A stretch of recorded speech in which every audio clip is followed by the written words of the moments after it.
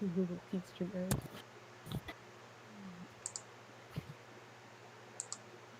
Do-do-do-do-do-do-do.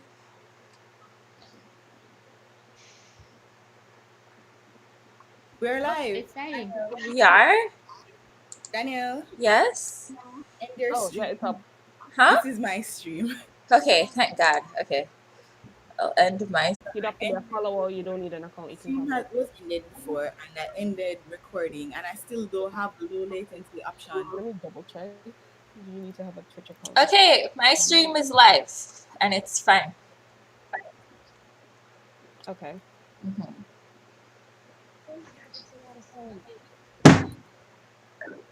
Danielle, Yeah? full screen, please. Okay. Screen. Oh God. Go back in Wrong OBS. thing. Go back in OBS. It's a tiny bit of. It's not Oh in my there. god, did they catch Yeah, all of us?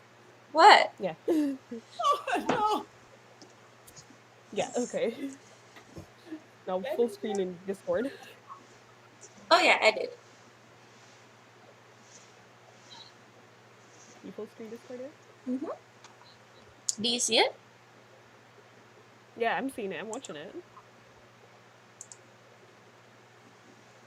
It's just a little delayed. Yeah, it's always going to have a delay. Make it full screen in Discord Oh, I so you can don't see the do that. chats at the side. Okay, we are live Haha! Again. again. Yeah, there you go. Woo! Wait. Okay. Wait, there's this YouTuber who always says. The floor is yours. The floor is yours, Jen. So everyone can see and hear us, right? Yeah. Okay. Yeah, okay, there are people. No buffering. Oh. Okay, people are okay. Okay. Oh no, people in the chat seeing us clearly. This is what it's like learning how to do the stuff. Well, this stream is called Figuring It Out, right? Figuring it out, bro. This is terrible. Anyway, we just spent like an hour. So guys, if you're just tuning in, we just spent an hour trying to figure this out, and we had rehearsals this morning in the 2 o'clock hours, working it out, and then like the devil just came and made it difficult all over again. So welcome to the stream. Welcome to the age of discovery, figuring it out. Watch us as we figure it out. So right, we invited Asha and Gashwayne and Joelle and Danielle. Well, Asha is the only one that's really invited here. Um, Joelle, Gashwayne, and Danielle are a part of Dream Dust as either exhibitors or the team that's like building out the show. So give a little hand clap for Asha.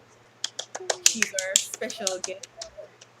And we're going to talk about like making merch. We're going to talk about working on our own IP and making merch for that so that we can, make a little space in the creative industry in Jamaica to like survive, to make money. Let me pull up my questions because I deleted those. Right, so I'd like for us to introduce ourselves to those who don't know. So I'm Jenille. I'm known as Roxanne online. I'm an animator. I'm a 2D animator and a character designer. And sometimes I go to anime conventions and stuff to try and find an audience. Danielle, would you like to introduce yourself? Hello, I'm Danielle Parchment. I'm an illustrator. I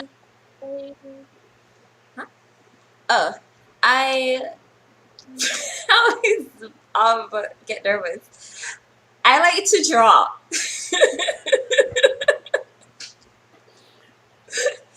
And I'm trying to just figure stuff out. Gashwayne, introduce yourself. Hello, I'm Gashwayne, known as Gashwoods Online. I'm an illustrator, comic book artist, uh, student animator. I'll forever be a student animator since I'm always learning. Well, I'm learning with every area of life, but you know, and yeah, I'm here to talk about what I little I know about merch. It's a passion of mine to do merch. Um, and yeah, I'll share what I know. Asha, introduce yourself, please. Okay, I'm Asha. Um, again, Asha2721 Twitch, Instagram, Twitter. I draw, and that's the gist of it. I do a lot of art. I'm an art enthusiast. Just love art in general. I've been drawing since I maybe was 1 or 3, not sure, but earliest memory I know is probably 3. And I love to research and learn about art and create things, and that's what I'm here to spill the knowledge on, I guess. Danielle. No, not Danielle. What's your name? Uh, Joel. Wow. What's your Damn, and this is what's your uh, okay. Hi everyone. I am Joelle, known as I am Jojo on Instagram. Um, of course, we like to draw. Uh, I like to create things. That's a different way of saying I like to draw. Yeah. Whether it's illustration, Jenny do not look at me. I'm not going to mention 2D animation. I will say 2.5D animation, which is motion graphics. Um, I just I just want to eat a food off of my word. I don't want to work 9 to 5. I want to draw and be paid to draw. same? Same. Yeah, yeah, Same. that's Bro. exactly it. We're all I here. can't. We're all here at Jingo's because we want to eat the food off our work. Um, right. So I kind of just want us to like get into our experiences at the cons that we've been to. So I've been doing, well, not even, I can't say cons. I first went to like an art not festival, an art market, like, oh, when it was it, was Gashwin? That when we went to 2017. Ophelia 2017. Mhm. I So don't that even remember. so I think it was 2017 where me and Gashwin found out about like an art market that was happening in front of this bookstore. Cool. And the location was kind not uptown, but it's very golden triangle, so it's not people who are like super poor. Like, that area isn't super poor. And but it's also the area where Mhm. Ligani Art Festival is held, and Ligani Art Festival is very fine arts oriented. So we're like, okay, this area isn't really for us. This area doesn't really know our work. But let's go anyway. So me, Gashwin, and Daniel went up to Bicophilia, and we set up our table, and my mom came along, and she was like our little cheerleader, and she tried to get people to buy our work. And we didn't really sell much between me, Gashwin. We made money, but we never make money, we never make bank. And it turned out that of the most of the money that we made was from like magnets and stickers and bookmarks. And the two of us like took this lesson that, okay, our prints weren't selling, probably because of the area we were in, but it was very easy for people to like take up stickers and say, all right, let me just give you $20 for this, because I don't want you to feel bad. And like those $20 added up into like thousands of dollars. And that was our first lesson, between me, Gashwin, and Daniel. Make stickers. he will make money off of making stickers. Can you like can you guys like chip in and tell us what like your first Uh, lesson in making merch was? Okay, I'll go. So my first con was actually last year. I wanted to table this year, but then COVID. But Yeah. yeah, so it was last year. I wasn't planning to do any con because I didn't have a table at all. I didn't book one early. Didn't even know about it really, Hmm. and it was just school. But then my friend Reynaldo Marshallek, he's a great artist by the way. Big ups Ray, was like, "Yo, I have a table. Even though the con was in like 2 weeks, you want to come and table with me?" So I was like, why not? I didn't have any merch. I didn't draw anything. And it was in 2 weeks, which I will never recommend doing. But I did it. And I drew within 1 week, printed off stuff, created stuff, and went to this con pretty haphazardly. And we sold, it was only for 1 day that we had the table, but we sold that day. I spent around $6,000 in printing. I made prints and stickers because that's all I could make in the time frame. And when we went and I did 1 day, I made at least 100 plus profits on what I sold, even though I did not sell off my merch and I still have a ton back home. But that was my experience with the con. Before that, I had went to the previous one, but only to observe and to like scope out the audience because I love research. So I'm there watching. I bought stuff from Danielle. I bought her Steven Universe stickers, which I Oh still yeah. have. Yeah, girl, I Was support it. that I was bought that was that the con at Hope Gardens. yes, yeah. Yeah, I was there to observe and to research and to look at the audience and to look at everyone that was selling, to take mental notes. I literally took notes. So yeah, I even have my book from my first con with all my sales documented in here. If I can find it now. Hold on. What, bro? This thing long. So yeah, you see my crappy notes of what was sold.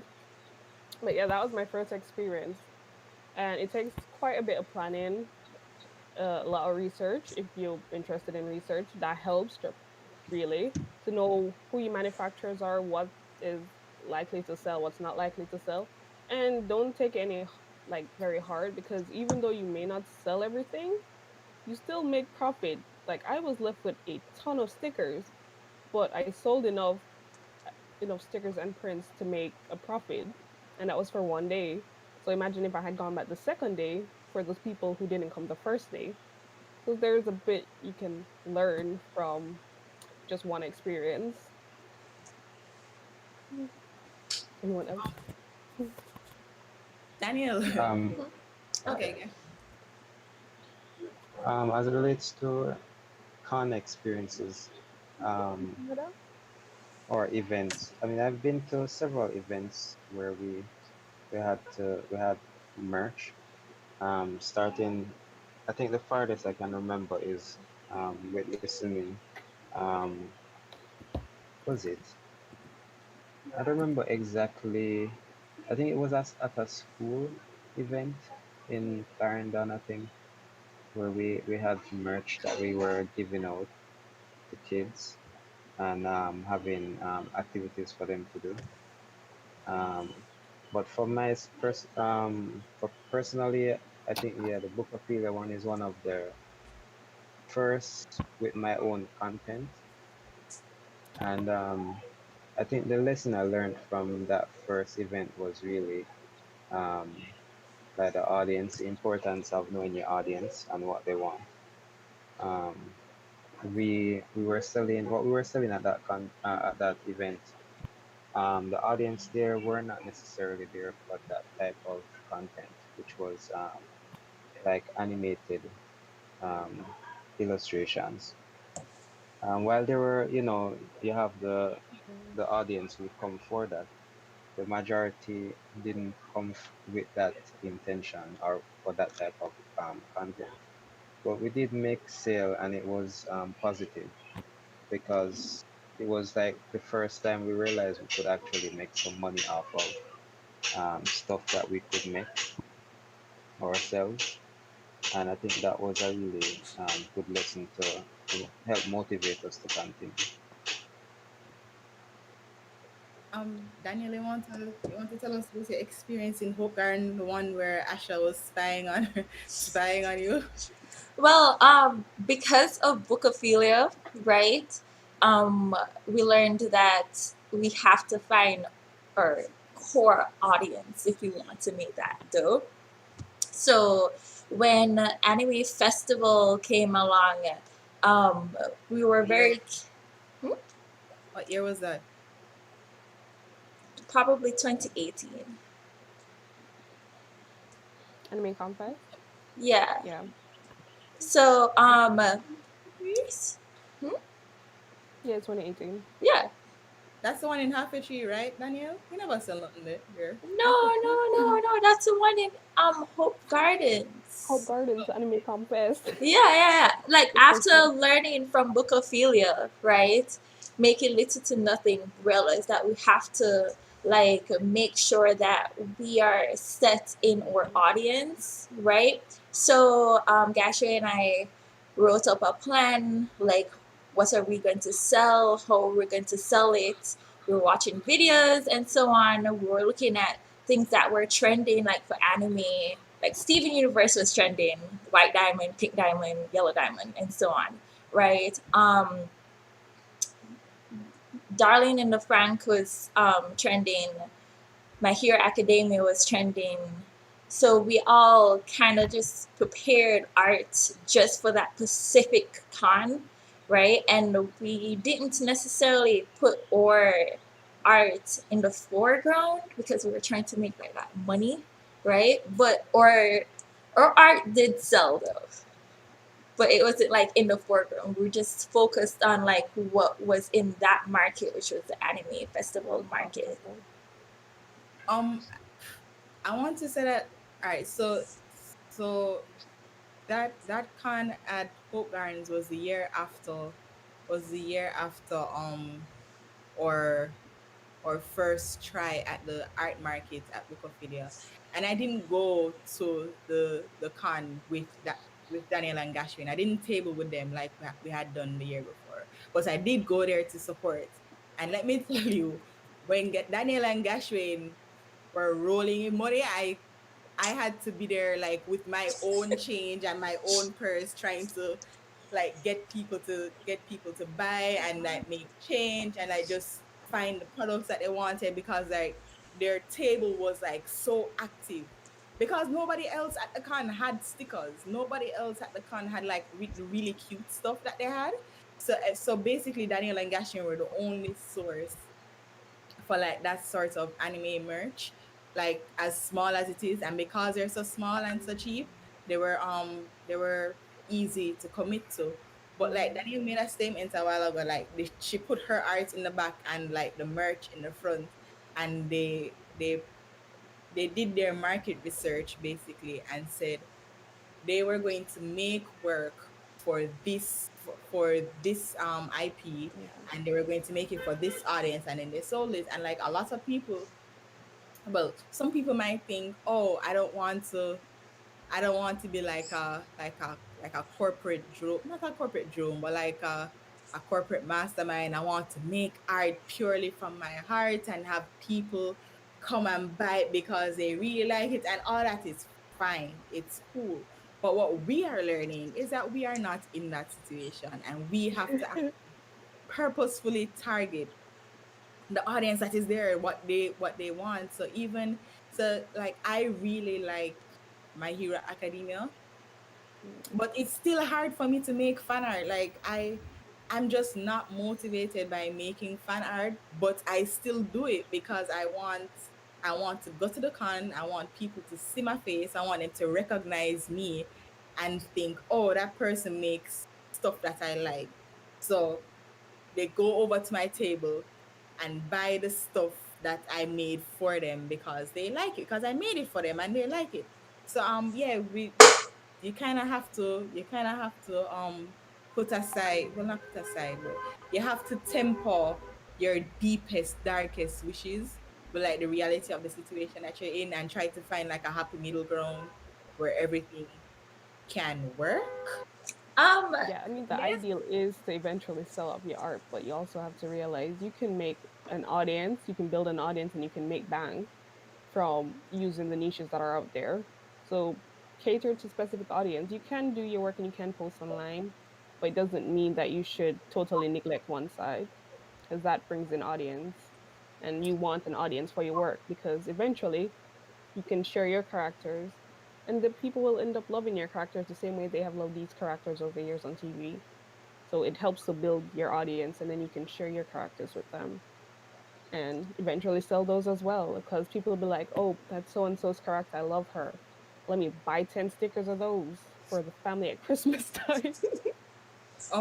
I kind of want Joel to jump in here Yeah, about Jojo. building audience and making your own characters. Joel, you want to pick up the history of our con experience because we're at 20 what? We're at 2018 now. 2018, 2019.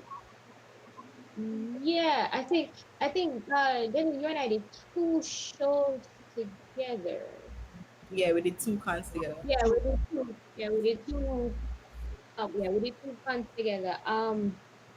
First of all, Jenny is the one that brought me out, and she was the fun for like going to conventions and selling merch, kind of thing.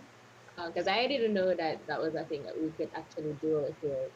Yeah, I Um, wanted a table and I never want to spend all the money on it. So I was just like, I need a partner. And then Joel was sitting right next to me. I was like, you're going to be my partner. She's like, no. And I'm like, yes, yes, you are actually. Welcome. And that's what we got her to the show. So you're welcome, Joel. I do remember our first show, and I think it's going to stick with me because that show I think I went with majority original content. So I think I went with like 50%, like 55% original, and then 45 fan art. Because and going off what you guys said, that you guys already saw that there was a market for kind of like fan art, like stickers and posters.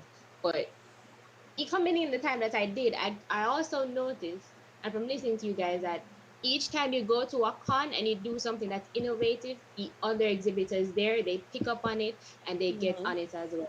So by the time I got to the con stage, people were already selling fan art from different anime series and cartoon series. And I think what stood out for Daniel, Gash, Janita, myself is that we went to, I think it was the one at UTech. One at UTech. No, man, The I four think of the us. one No, I at won at Campion. Champion. yes. That was Because I remember, last year. right? Because, well, let me speak about Jenny. I know that Jenny and I definitely went with original content, and the reaction, I was not expecting that reaction, people seeing like things that I made, like things that they've never seen before. Because I think I went with the first iteration of Gels, and I also went with Foodies, which I did like cute cartoon version of like corned beef and Yeah. patty and beef and all of that. And I had buttons for those as well. And people actually overlooked the fan art that I did for the buttons. Because my approach for doing was like, I would like something that we can recognize, something that's uniquely Jamaican, but yet still it has a finish and it looks like something that can come from foreign. Cool. Hmm. Um, I guess I wanted to show people that we have cool and cute stuff here and we can do it too. Our stuff can look just as good as like international merch and posters and all of that. So Um, Jojo, Kimani Gale in the comments is saying your stuff was fan art of Jamaica. So yeah, it's kind of like that. We're just gonna move on. Yeah. Kimani was at our table. yeah, Like we roped in Kimani yeah. to like to help us with the money and whatnot. Because like we needed extra hands, so we're like, we need you to fill in the gap. We need you to literally sit on the money. We put him to sit on top of the money, and that helps us at the Nice. And table. even then, we also encouraged him to like bring his own merch, like to get a feel Yeah, of the market. we bullied him into it too. When you get struck on YouTube. That There's was an I guess cool. I can Hmm? there's an I guess I experience. can. Oh, sorry, go ahead. Jenny.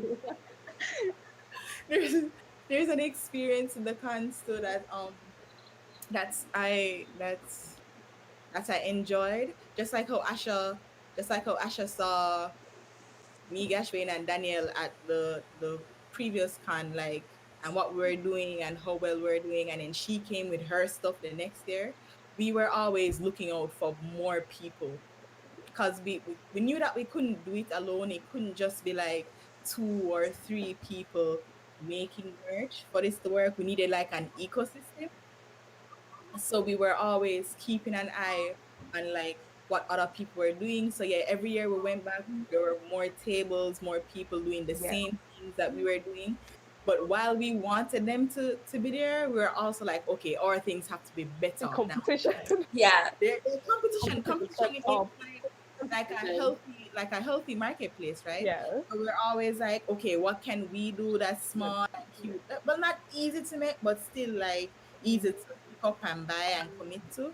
And we were also thinking like, what's the market price that we're setting here? Because we had a particular price for our buttons, and then we went around and we were kind of encouraging the other tables to like keep it at this price point so that we're not undercutting everybody in mm-hmm. between. So just if your buttons are $20, just keep them at $20. If this size is $50, just keep them at $50 and just Yeah. keep like, don't be setting up your stuff at like, hey, my thing is $100, but then there's somebody over there with a better finish than your product.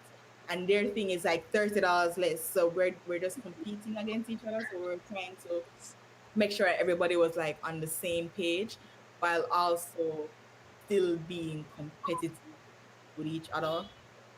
So there was a lot Hey, of that.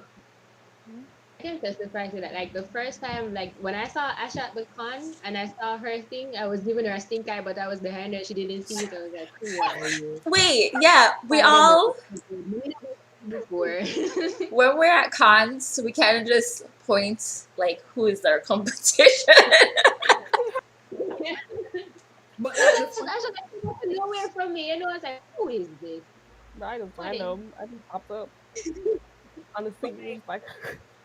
Just like, like the funny thing is like we're talking about competition, right? But there's something interesting going on in this little group right here. All like me, Asha, Gashwayne, and Joel, we all work at the same place. So we're all helping each other get our products right. Like we all go out and I we don't work at Listen Me. shops. What do you mean, Yeah, we Daniel? all Oh, I think you mean so, Daniel. You just Uh, said before was working at the same place. well, no, Danielle I has don't. worked with us before. yeah, we've So like worked on merch together at the Oh, office. yeah, so like we work on merch together. We try to find the print shops. We try to find the best deals and we share the information. So we're all helping each other and we're all competing with each other. And at the same time, like our studio, listen. our workplace is at the same events that we're at. So we're making our own merch, helping each other, and we're making merch for our studio. So like that's three times the work for what we're doing for one event. So it's like every experience at a con is like an adventure because we don't know like every night before there's a big rush to get everything done. Is this cut Mm-hmm. out? Is it stenciled right? Is this ready? Is the setup good? Like how are we getting there? Who is going to do this? Blah blah blah. It's like it's always like a huge production to get everybody ready on every level, personal, friend, and also professionally. Like we're always trying so like so at every con we have to level up to do better than the year before, but it's not just leveling up times one, it's leveling up times three if you get what I mean. So it's like this weird sense of competition and support that's going Yeah, on that's for what I wanted to add. Oh, Like, even though we're all eyeballing each other, like, we all celebrate each other, especially when somebody's making bank. We're just like, what? You made this amount of money? That's so cool. Right? It's not like, you know, What would you like say bad to mind. people who want to start that they've never done a con before and they want to get into it? Like, okay. yeah, man. Uh, I so I'm obsessed with research, right? I love to research. I like to know what's going on before I get into it. I would say first research everything. Research manufacturers, research what you can make materials, but also on the side of researching, I would also say just go for it. Even if you don't have the tools, go for it. I started drawing with my friend's borrowed tablet. It was a bamboo Wacom tablet. I didn't have a tablet. I borrowed his own and I started digital drawing.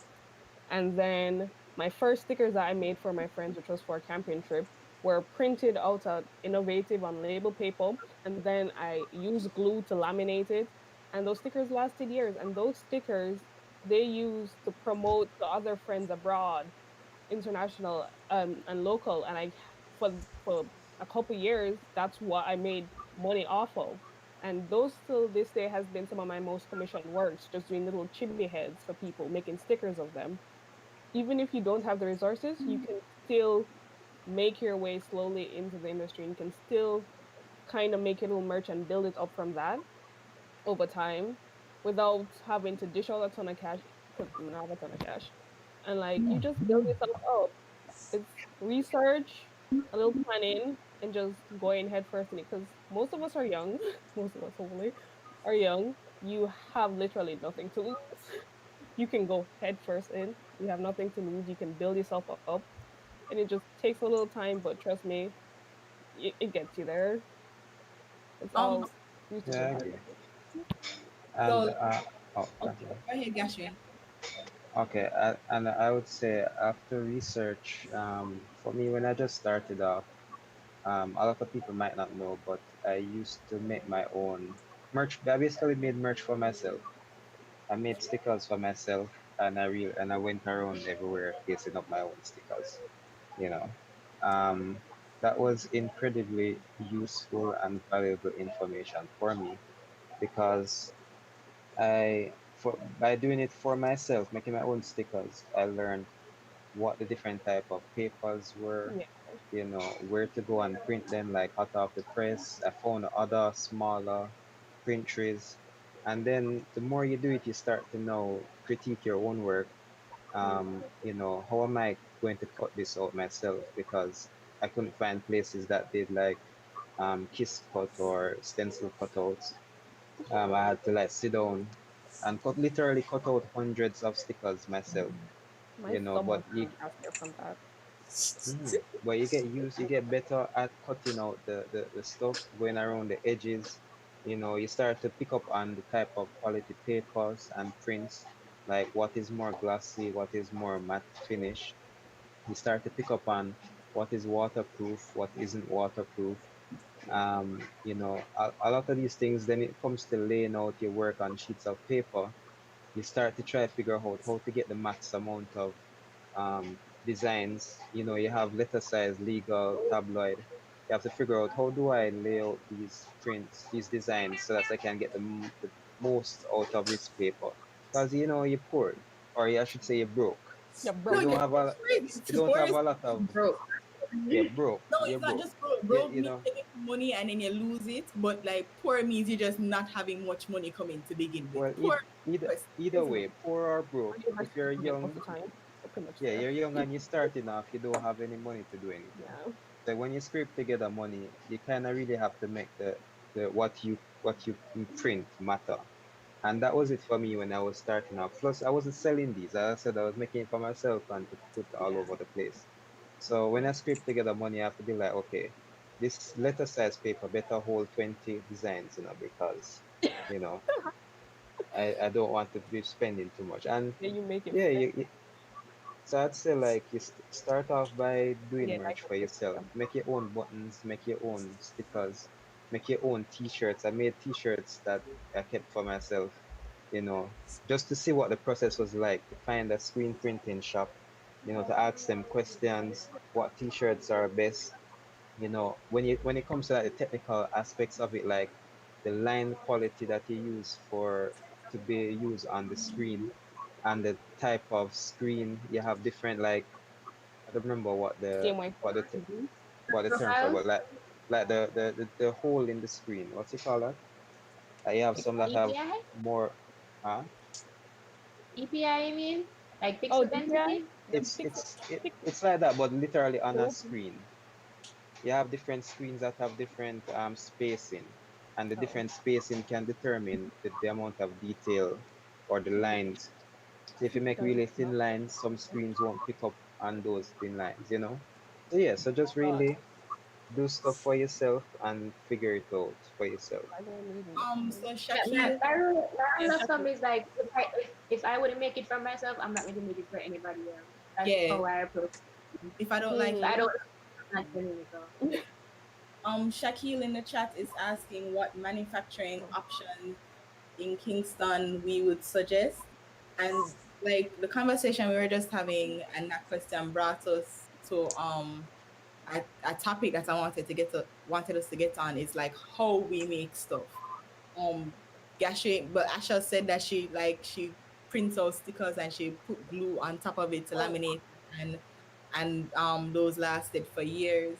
For stickers for us, when me and Daniel and Joel got into it, we just went to like hot off the press and we took their crack and peel option and mm-hmm. we just like that, we followed Gashwayne's advice and we tried to stuff as many of the designs as possible on there, and we asked them about die cut stickers They and didn't like give you with that. them die cut stickers It's not die cut It's not price stickers. that them in normal, so them price in normal, they didn't even know what kiss cut was, like at the time when Bro, we were asking, they didn't know what kiss cut was. So like, all right, I have a friend who I remember years ago saying that she was going to get a digital cutter, and then I talked to her about it, and she was like, "This is a personal digital cutter. I can't be doing like great big batches, so so I can't really help you." I was like, "Okay, so I need a digital cutter, but I can't afford one right now, so I'm just really going to have to make yeah, my own digital. die cut and cut them out by hand." So that's how we've been making stickers. And like after we sold them, sometimes the people that we sell them to find us again and they come back and they say the sticker didn't hold up in Yeah, this situation, or they held up really well and blah blah blah, or my friends really like this, so we make a note of that stuff and they say, okay, we need to do more of this and less of this and switch print tree for this and blah blah blah, blah, blah. So hot off the press is one. Last okay. year, Oh, 2019, we found art box that was in half a tree, and it turned yeah. it turned out that a lot of people, a lot of the merchants who were going to like the anime cons that summer, they were using Artbox. Artbox was like sponsoring the event, and I'm not even sure how those guys found Artbox, but we like who was it, Gashwayne that found Artbox? How did you find Artbox, time. Gashwayne? It was me. Huh? Jojo. It It's It's Jojo. was it was Joel. I mean I passed the place a lot, but I didn't really take note of it until Joel actually went there herself. Yeah, Joel, how did you find Artbox then? I googled everything I could and type in Jamaica in caps. I scrolled through all the and I found the social media pages. So like Asha saying, research, research, research, research, research. Birds of far. Think I through love it. research. I also found print on it JA, which I think a few of us at the office we went there. They do direct print, direct to garment print. So for like t-shirts, you can actually bring your artwork there and get it printed on a t-shirt. They have their own specifications for the type of material that you can get long lasting prints on. So they also provide t-shirts. That should be good. Uh, Thinking about it's one thing to get your things printed, but also to present it, especially for like shipping. And so one space that we found was is it the stationery center up at Sunset Spring Road beside Popeyes? Oh, There, you mean practical stationery? yes, What? Yeah, yeah, that's the that place. place is They Practical have great. stationery. magical. I love that art store. It's this Practical. Chinese They pharmacy, have and you step inside, and it's packaging. not very big at all. And then you go around the back, and then all of a sudden the space just expands, Yeah, like you someone stepped asked inside about a So, garden packaging. extension. Practical stationery. and so So they Um, have like your plastic sheet that you can put your prints in, and have little envelopes, yeah. and So it's practical very stationery. sizes. Nice. So In It's regards like to a discount art manufacturing, store. yeah, it's like yeah, a disco art store. It really is. that's where I shopped for my con. But in regards to manufacturing, I'm actually just going to do my own thing. So I like since being here, I've been promoting a little thing. I'm going to start my own little manufacturing for myself and for others.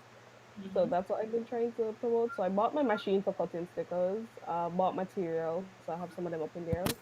When are So you it coming to Jamaica? the 31st. So once I'm down, I'm Bring the collecting them. digital cutter. Oh. Bring it. It's already down there.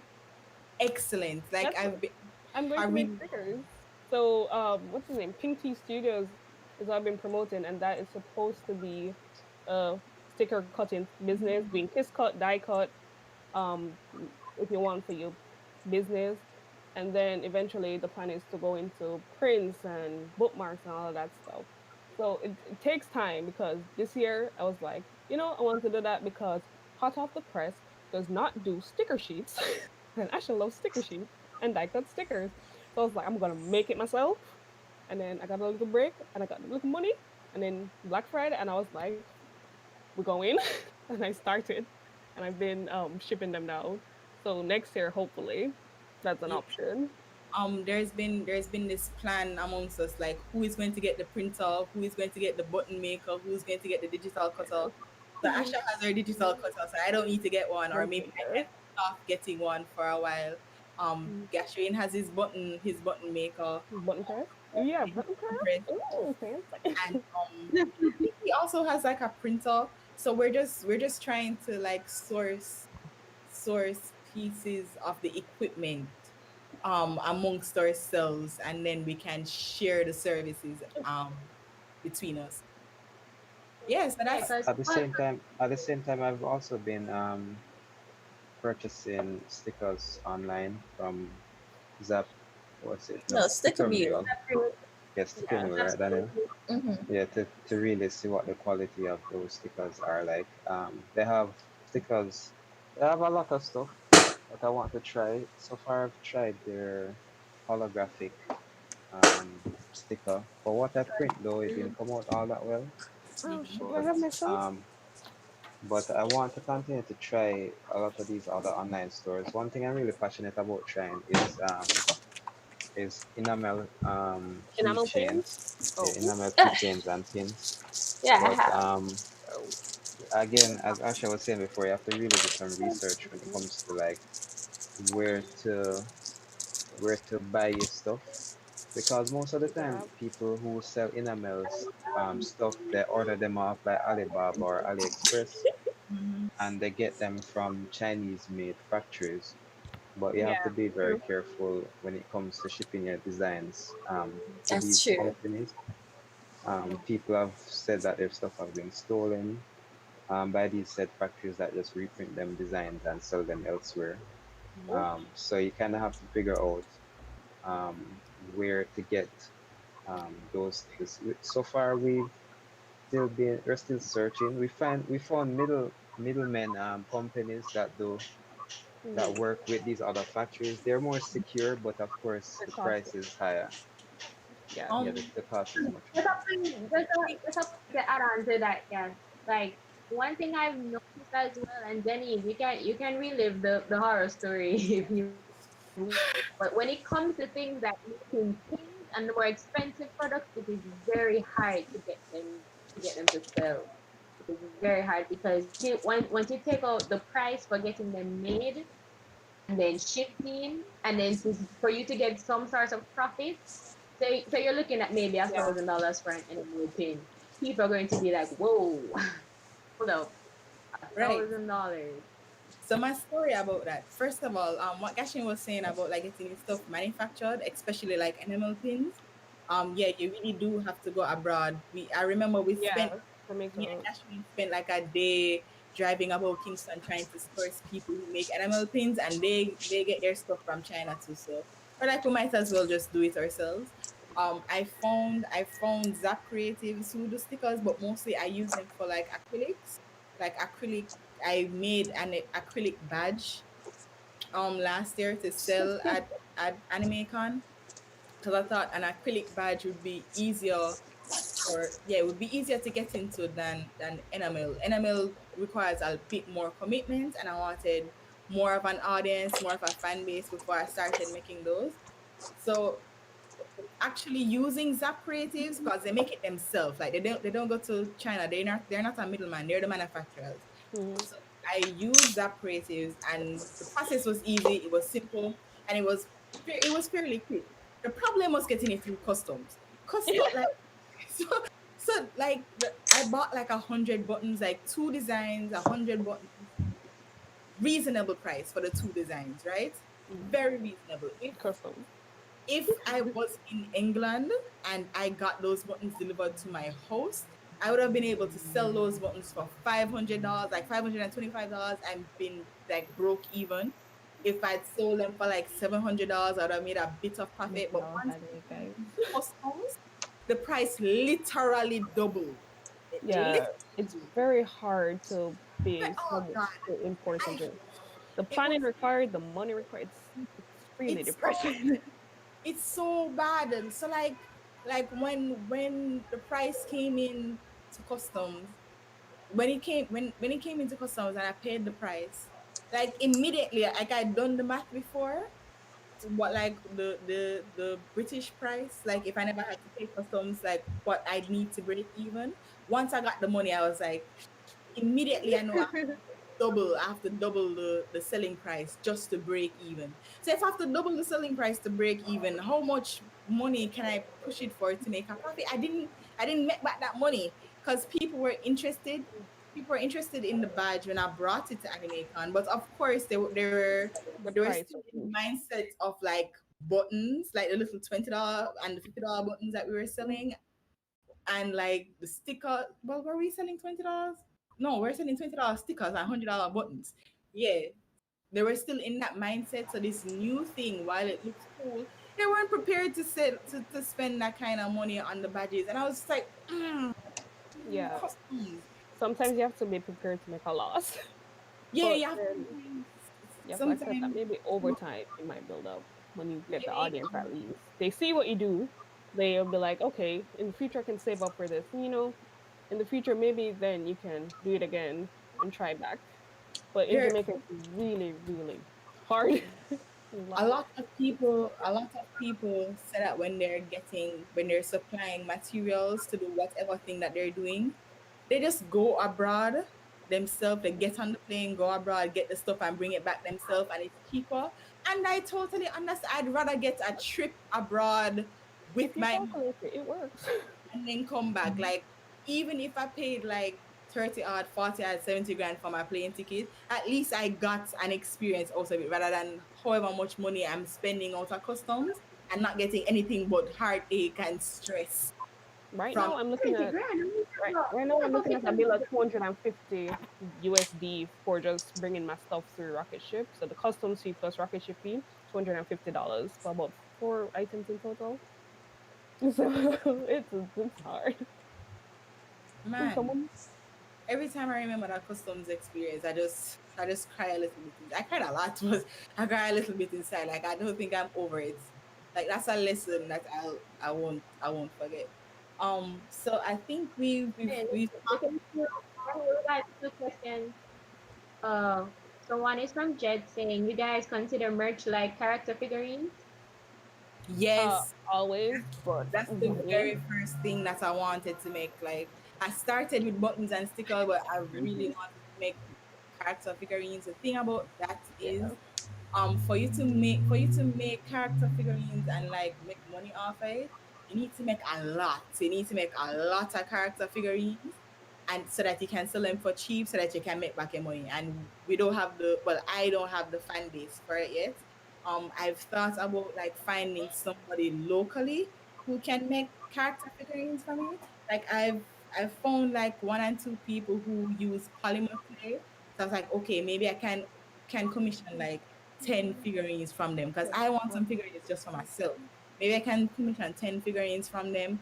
But like, they don't do character figurines regularly enough for them to be good enough to make the stuff that I want, and then do it well enough to sell it to people.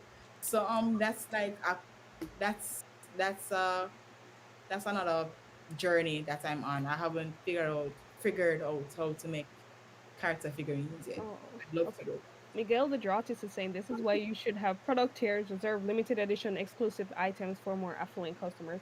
See, we have to still build up a customer base. So we're I don't think we're in a position right now to do such big things like cost super costly stuff because we're still having to kind of figure out the market in Jamaica specifically and create these things, and it costs a lot.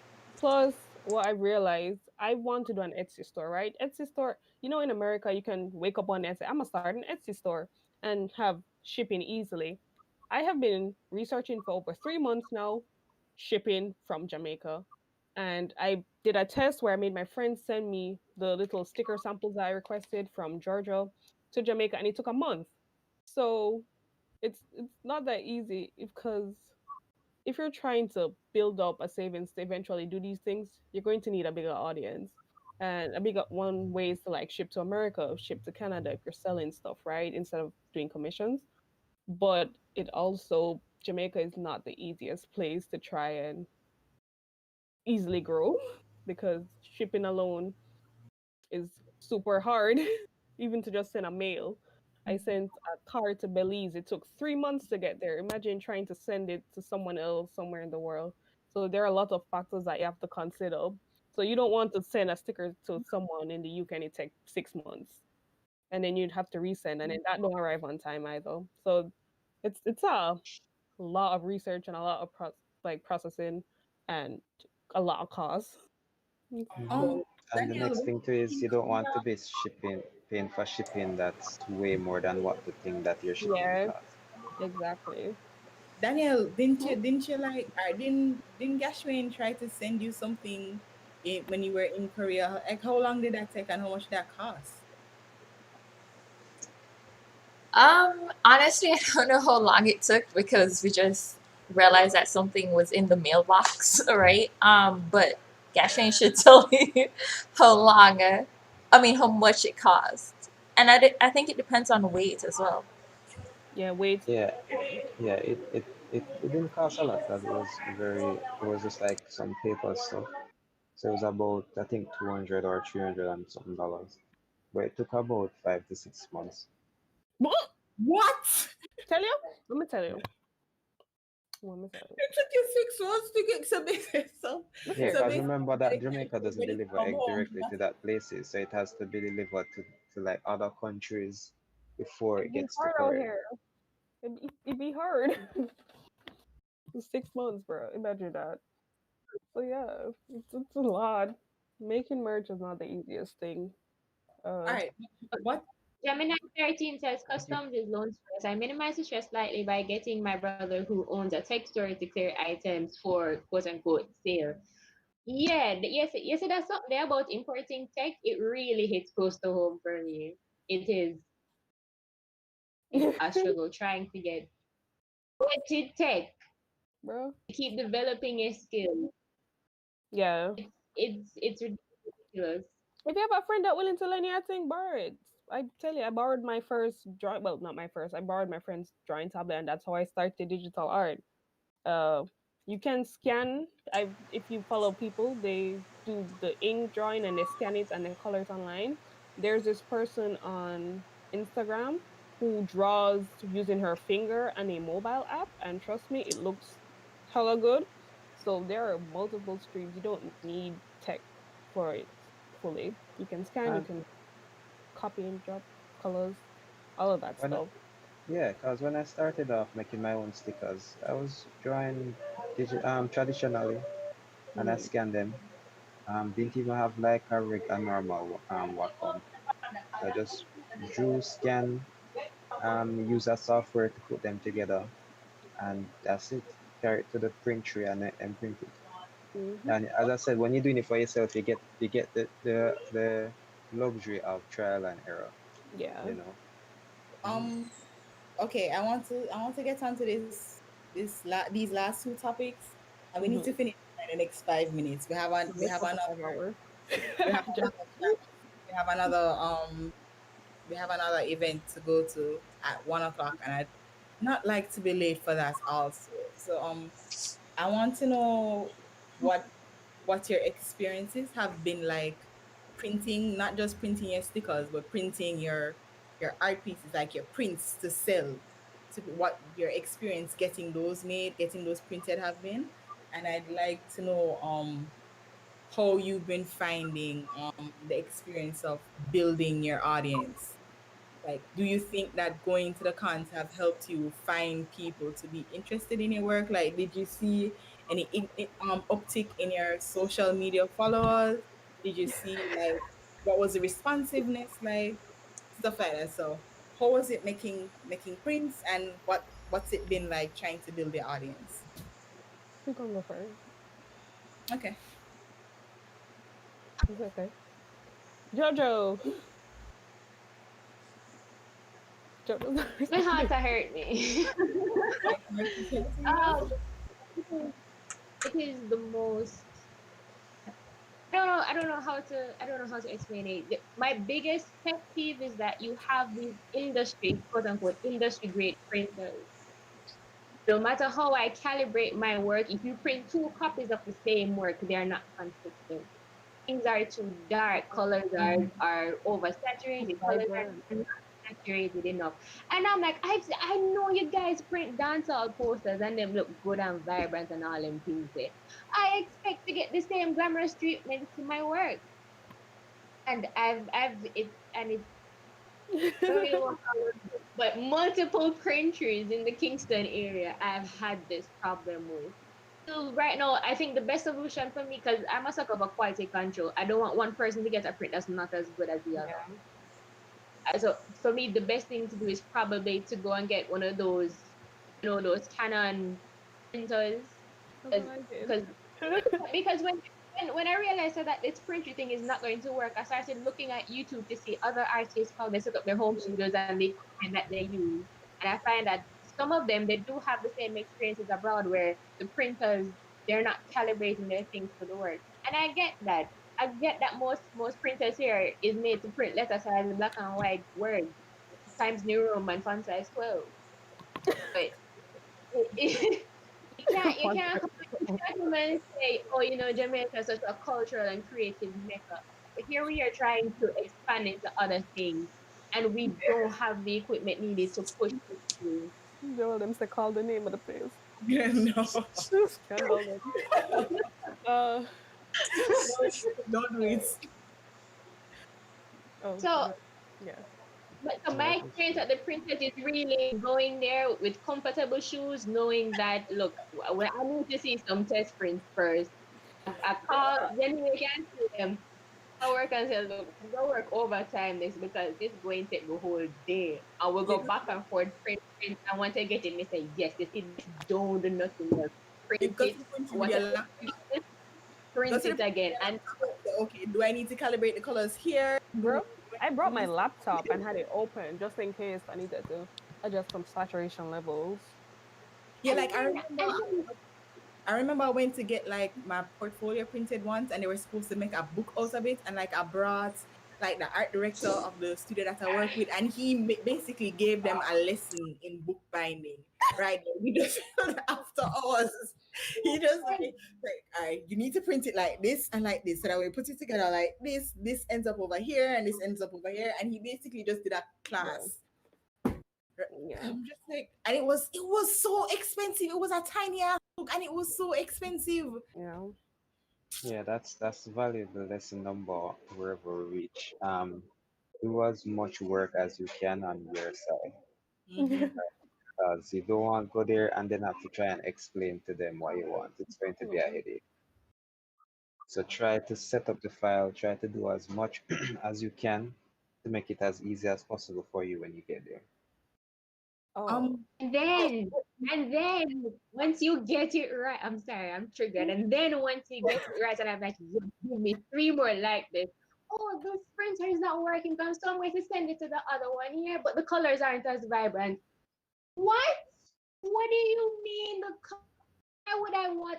The only thing I feel comfortable print. That's the only thing I would feel comfortable. Black Joel, and white prints, not even Joel, grayscale. Even grayscale. your rage is chipping out the your. Mark. um wait, what was the question Sorry. again? What's our experience with printing? Not Um yeah. So, Yeah, okay. uh, and So, even for one more thing, even when it comes down to like naming your file, when you go into the print tree, for me, I find that naming the file what I want it to be printed as helps me. So, for example, I'll name the file um, one yeah, print okay. on print letter size Okay, no, it doesn't actually. 8 by something, and the name of the paper you want to print it on, crack on peel. That way, when they click it, they can say, just read the title of the file, and you'll see what it is supposed to be printed as. Because they're going to ask you what file size, I mean, what paper size, what paper quality, I mean, is I it don't mind colored, going is it around the black and table white? and standing over them like so, That never worked for me. I type the whole email, give them the specifications, and they look at me and say, "So how you want it printed?" Yeah, that's why we Oh, said name the file itself. We are going to send them the thing that, so that's when them have to click the file, so they'll have to see the they name of don't the file. they read. What people don't read, they Um, were Like, read at school. we have a second question to answer, guys. What's experience been like building your audience? Like, how have you found it to be going? Like, can you Oh, even measure? okay. So I'll go on that one. I'm not very active as much. Mainly because of depression for like 2 years. But I did try to get back in it this year, and then I had to drop off again because work clashed with that. But in the little time that I did get out of the funk of depression and COVID, it actually helped. Posting on a regular schedule also helps. Even if it's not a regular schedule, just posting at least maybe once a week. I've seen people post 5 times a day. I ain't doing that, but at least like once a week to know you're alive, and that I do art. It, I always toot branding and promotion. Promote yourself, promote your brand, share your work, make friends in the industry. But I forgot the question. What's the question? Growing your audience. Oh, growing audience, yeah. Put yourself out there. Again, you have nothing to lose. Put yourself out there. I have too many platforms probably. So I stream on Twitch, which was going pretty damn good actually. I love streaming on Twitch. I have my Instagram, I have my Twitter, I have my Facebook page, even though that kind of dead because I did it for the IG promotion thing that to get that. Um, let people know that hey, this is what I do.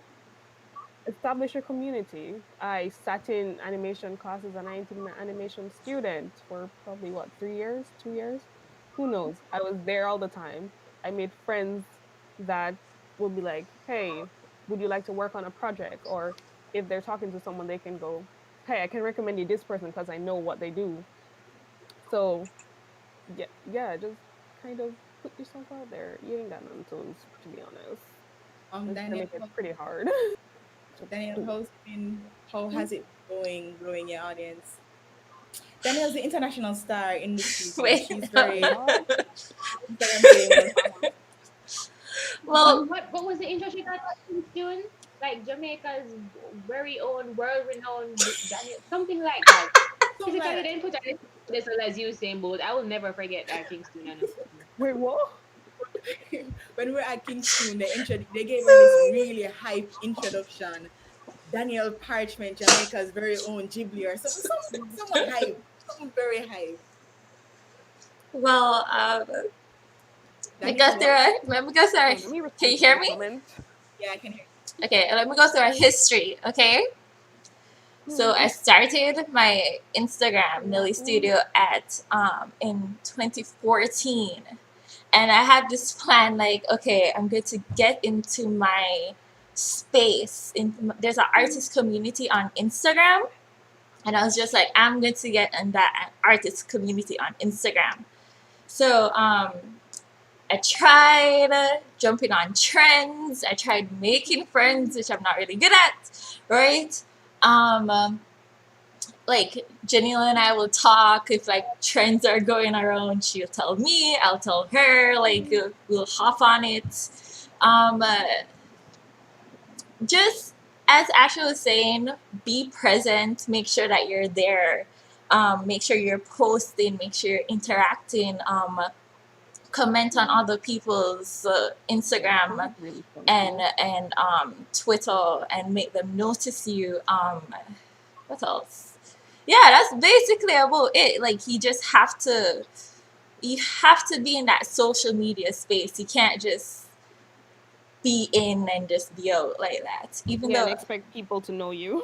yeah, Yeah, but like, did the conventions help you grow? Do you think um, doing the conventions? Do you think it's been beneficial to you apart from giving you some money on that 1 or 2 days? There's always a benefit, I believe, because you made a network. Because you see other artists are now aware of you, so it's networking. I feel the convention more than networking for me than built an audience, but I Mhm. still appreciate it anyways.